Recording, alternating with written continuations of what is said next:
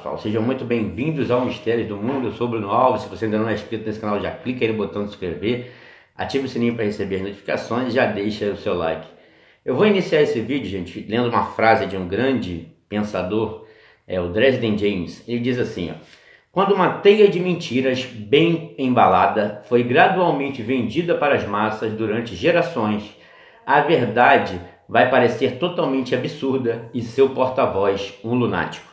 Então, deixando aí essa célebre frase aí do pensador Dresden James, eu vou começar esse vídeo, gente, falando algumas coisas relacionadas a máximas, né, do globo, máximas do modelo científico que nós temos nos dias de hoje. Esse vídeo é bem importante, marca aqui o retorno da regata opressora. Muita gente pedia aí. Tá calor, né? Não tá muito, mas não tá tanto ainda, mas muita gente pede aí o retorno da regata opressora, então é uma homenagem. E é bem interessante, gente, olha só, a gente poder articular isso pelo seguinte: existem máximas que a ciência moderna estabeleceu e colocou isso na mente das pessoas, que o pessoal acabou assim, como é que eu vou dizer? Abraçando as ideias sem questioná-las. Em nenhum momento as pessoas questionaram assim: pô, será que isso está certo? Será que essas máximas que eles estabeleceram como verdade absoluta, se eu parar para analisar de forma crítica, é verdade? Isso realmente acontece? Então eu vou pegar aqui algumas, tá? É interessante, eu fiz as anotações aqui. A primeira, né? O que a gente ouve muito, né? Então serve até, esse vídeo é importante porque serve para você refutar esse tipo de coisa e esse tipo de argumento que o pessoal coloca aí como verdade absoluta. Então vamos lá, olha só.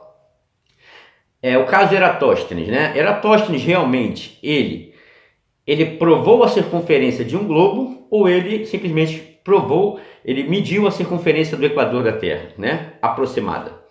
Então essa é uma questão que a gente deve avaliar. O Eratóstenes, ele mediu a circunferência de uma esfera, ou ele apenas mediu, ele tirou a medida do equador da Terra?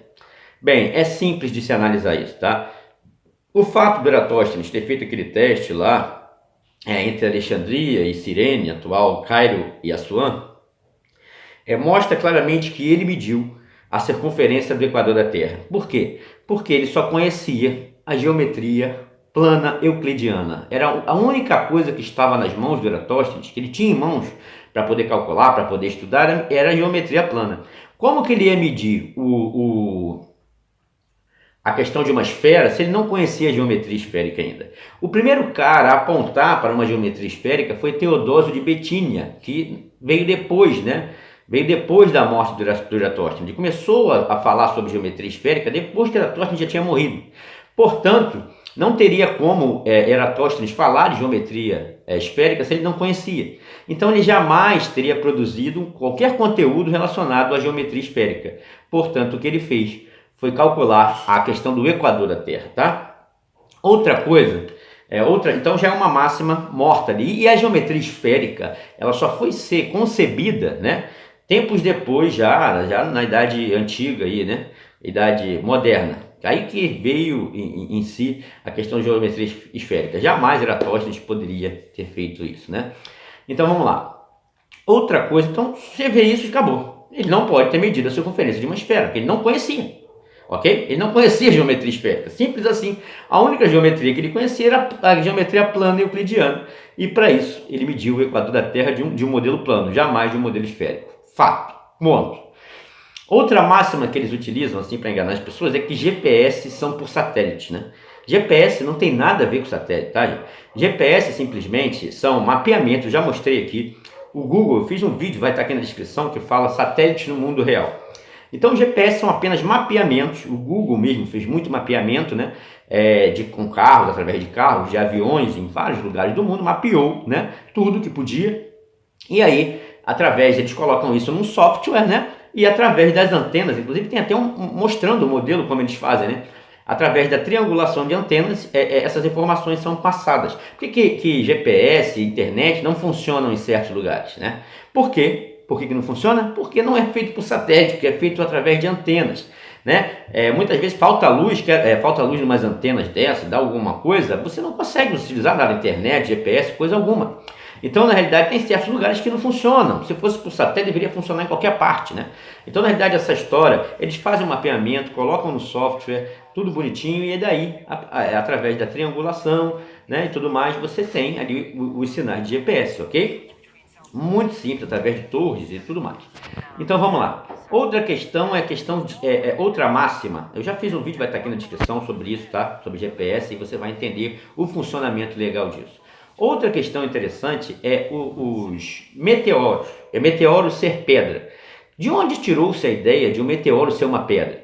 Gente, olha só. Meteoro, o nome já diz, um evento meteorológico, né? Então é um evento que ocorre na nossa atmosfera, isso é um meteoro, né? Então o nome próprio já diz. Então o que são meteoros, gente? Caiu um meteoro não sei aonde, eu quero ver a pedra, né? Nunca tem pedra. E quando tem, eles dizem, o professor Afonso estava explicando inclusive, são pedras, rochas que podem ser encontradas aqui, eles vão lá e colocam no museu. Mas em crateras você nunca viu, então são eventos atmosféricos. Eu já até fiz um vídeo falando sobre o que aconteceu quando o Tesla ele fez aquele teste lá do raio da morte. Houve um grande impacto na Rússia, logo depois, que veio uma bola de fogo e abriu uma grande cratera, um clarão lá, matando várias renas e tudo mais. Então, na realidade, você percebe claramente que os eventos são atmosféricos, são descargas elétricas. Nós vivemos numa atmosfera, nós temos a atmosfera chamada ionosfera, que é uma atmosfera, é um local da atmosfera que temos o que lá? Íons. O que são íons, gente? Elementos químicos eletricamente carregados. É óbvio que isso vai causar transtornos. Então a gente tem efeito Sprite, nós temos eventos meteorológicos, que são aquelas faíscas, como se fosse uma espécie de grande curto-circuito ali, são aquele choque, né, normal. Então, na realidade, você tem várias coisas que envolvem a atmosfera, né? Então, na realidade, você tem a aurora. Então, são coisas que são eventos atmosféricos, tem nada a ver com pedra vinda de espaço algum, tá? Em nenhum momento, né? Você tem isso provado, né? Então, na realidade, são eventos que podem, de alguma forma, atingir a Terra, mas são assim como raios, né? Então, na realidade, não tem nada a ver com pedra vinda do espaço, coisa alguma. Qualquer pedra que você encontrar em qualquer museu, você vê que são rochas que podem ser encontradas aqui mesmo. Mas dentro de crateras, que eles chamam de impacto, você nunca vê uma pedra ali, tá? Então, vamos lá. Outra coisa é a questão outra máxima, é a praga do microfone do Tyson, do desgraça Tyson, quando ele joga o microfone no chão, aquilo prova a gravidade. Gente, desde quando, tá? Desde que momento que um corpo cai no chão prova a gravidade, né? Em hipótese alguma. O corpo cai no chão pela densidade e flutuabilidade, ele vai abaixo ou acima. Um objeto boia na água, vai acima pela densidade dele, ele vai abaixo pela densidade dele em relação à água. Assim vai acontecer no ar. Se ele for mais denso que o ar, ele vai cair. Se eu soltar um balão de gás hélio, ele vai subir, né? Mas aí, como eles não podem explicar isso, eles dizem que isso é questão de empuxo. E o empuxo está relacionado à gravidade. Gente, o índice de aceleração não tem nada a ver com gravidade. A aceleração é a aceleração da queda, ok? Gravidade é a propriedade que um corpo atrai o outro, né? O centro da massa de um grande corpo atrai as coisas. Então, na realidade, a aceleração de um objeto, chamado de aceleração da gravidade e tudo mais, é apenas um nome, a nomenclatura. Agora, os corpos aceleram tanto para cima quanto para baixo, dependendo de sua densidade. Quando ele é colocado em fluidos, ele vai ali estabelecer pela quantidade, pela densidade em relação ao fluido. E assim, o empuxo foi provado, é outra coisa interessante, que o empuxo foi provado por Arquimedes, né? Lá atrás, muito tempo atrás, quando o rei comprou uma coroa, e aí, uma coroa de ouro, ele queria saber se ele foi roubado ou não. E aí ele mergulhou lá a coroa na água e viu a relação entre densidade e volume. E aí, ele provou ali entre massa e volume, e aí provou a questão do empuxo, sem nunca ter ouvido falar em gravidade, sem nunca ter ouvido falar. Newton só foi nascer milhares de anos depois. Então, na realidade, é mais uma prova, tá? Assim, os corpos, existe uma força? Sim, né? A seletividade natural é o que eu defendo, que é a forma que a natureza tem de compensar os espaços vazios, e isso, a própria questão envolvendo quando você bota ali divídeos líquidos, água, óleo, né? Detergente, por exemplo, e você consegue ver a densidade dos corpos ocupando o seu espaço, né? Com uma aceleração constante, dependendo da densidade, mas sempre dependendo da densidade e flutuabilidade deles, né? Então, o ato de o cara jogar um microfone no chão e o cara dizer que prova a gravidade é completamente irritante ter gente que defenda isso, né? Infelizmente. Outra máxima do globo é a questão que envolve a balança Cavendish. A balança Cavendish é um mito, né? Porque na realidade a balança era do John Mitchell, né? Ele inventou a balança, então deveria se chamar balança Mitchell, né? Ou então o Coulomb, com a balança, mediu a força eletrostática. Então na realidade seria mais convincente falar balança Coulomb, porque ele provou alguma coisa. Já o Cavendish, ele queria medir a densidade da Terra com a balança, ele chegou a um número, porém ele mesmo disse no fim do seu artigo, os metais que existem nessa balança, eles comprovam, né? Eles influenciaram no resultado, portanto, o resultado foi inconclusivo. Ele disse claramente, a Royal Society, que é uma empresa que gere aí as revistas científicas, né? Tem a Royal Geographic, tem a Royal, todos os campos da ciência, esperou o Cavendish morrer para poder dizer que com a balança ele provou a gravidade, né? Então, na realidade, esse tipo de coisa eles fazem demais, né? Para poder dar aquele viés confirmatório do que eles querem que sejam, mas não é a realidade do fato, né? Então a balança Cavendish é outro mito aí que envolve o modelo de Terra-Globo. Com relação ao acelerômetro, né? Eu vi até um pouco tempo atrás as pessoas defendendo que o acelerômetro era uma prova da gravidade, porque mede a aceleração da queda dos corpos, e não é, né? O acelerômetro é um instrumento simples, ele é o contrário ao medidor de energia elétrica, por exemplo. Quando você tem um medidor analógico de energia elétrica, você converte ali a energia elétrica, você tem umas bobinas ali dentro, e por indução eletromagnética, quando a carga vai passando naquelas bobinas, ele cria ali, ele converte a energia elétrica em energia mecânica, fazendo aquele disco girar. O acelerômetro faz o caminho inverso disso, né? O acelerômetro, na realidade, ele mede, ele converte sinais, energia mecânica em sinais elétricos. Portanto, se você pegar um acelerômetro e mexer de um lado para o outro, na diagonal, de cima para baixo, de um lado para o outro, ele vai movimentar ali, porque ele está convertendo movimento em sinais elétricos. Nada tem a ver com gravidade, né? Então, na realidade, são máximas que eles criaram e as pessoas acreditam, né?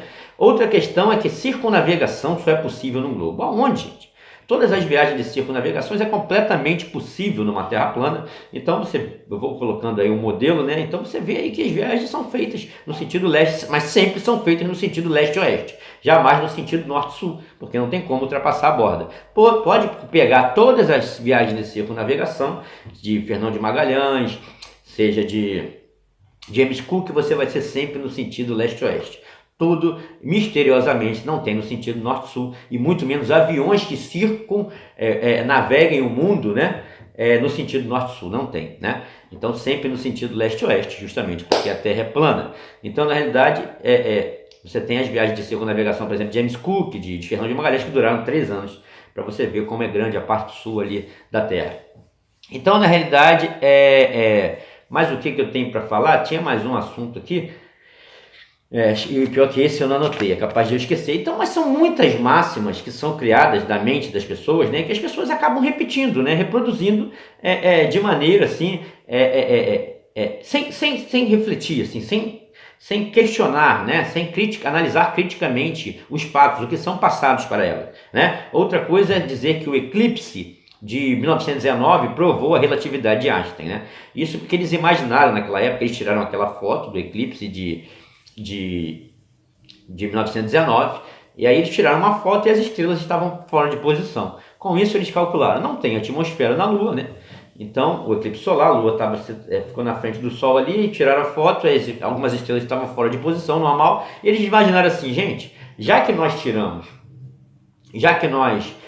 e lá não tem atmosfera, se a luz não pôde desviar a luz das estrelas, não houve refração por não ter atmosfera, então está provado a curvatura do espaço-tempo. O que desviou a luz das estrelas foi a curvatura do espaço-tempo. Einstein estava certo. Só que agora a NASA e a ESA explicaram, né, que tem sim a atmosfera da Lua, a atmosfera da Terra vai além da Lua, nós temos um geocinturão de hidrogênio lá, então na realidade, gente, ele acabou de desprovar com esse argumento a teoria de Einstein, né? O pessoal que insiste nisso ainda está nessa paranoia, porque ainda que seja um geocinturão de hidrogênio, ainda que sejam partículas assim, um aqui, outro ali, já é suficiente para desviar a luz, portanto, desprovou completamente aquele experimento. A NASA não pensava nisso, nem a ESA, desprovou completamente aquele experimento que foi feito lá em 1919. Então são máximas que eles vêm trazendo, né, no campo da ciência e que fatalmente, se você fizer uma pequena análise, se você fizer